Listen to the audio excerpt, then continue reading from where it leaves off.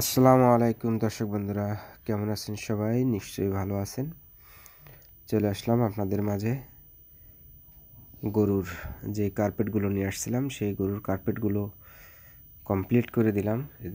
এরা খুব এনজয় করতেছে। আসলে হয়তো এই গরুগুলা যেখান থেকে আনছি, হয়তো ওই জিনিসগুলো হয়তো তারা ব্যবহার করেনি, তার জন্য আর কি একটু অন্যরকম মনে হচ্ছে এদের কাছে।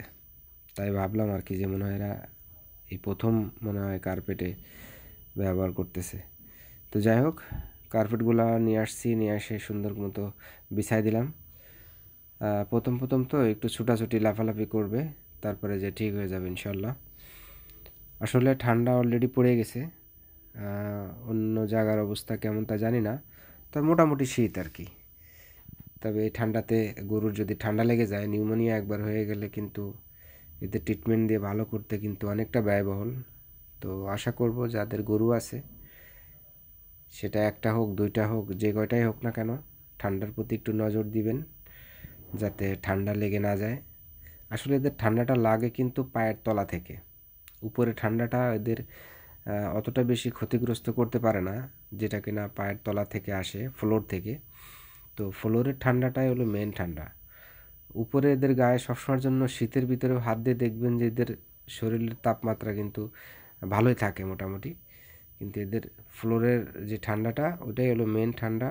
ওই ঠান্ডাতে এদের ক্ষতি করে। তো ম্যাট দেওয়া থাকলে ভালো হয়, বিশেষ করে শুইতে উঠতে অনেকটা কমফোর্টেবল মনে করে এরা।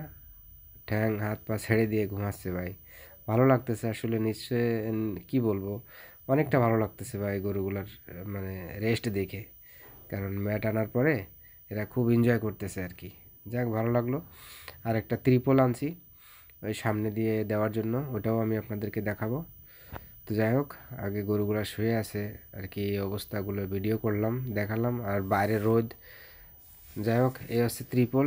আমি মানে ফিটিং করছি, ফিটিং করে ফেলাই দিলাম, দিয়ে তারপর আপনাদেরকে ভিডিও করে দিলাম আর কি।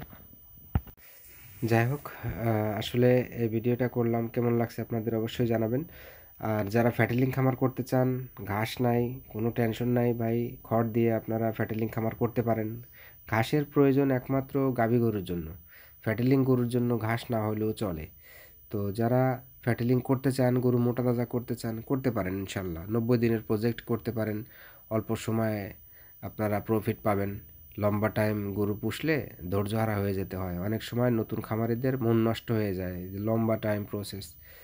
তো যাই হোক, আর যারা অল্প পুঁজি দিয়ে খামার করতে চান, তারা আসলে শুকনো হাড্ডি সার নিয়ে শুরু করবেন, আশা করি ইনশাল্লাহ লাভবান হবেন। আর যখনই আস্তে আস্তে আপনার প্রফিট এবং টাকা আস্তে আস্তে যখন বেশি হবে, তখন আপনারা মনে করেন যে একটু বড় সড়ো গরুর দিকে গেলেন, অন্যান্য গরু পুষলেন।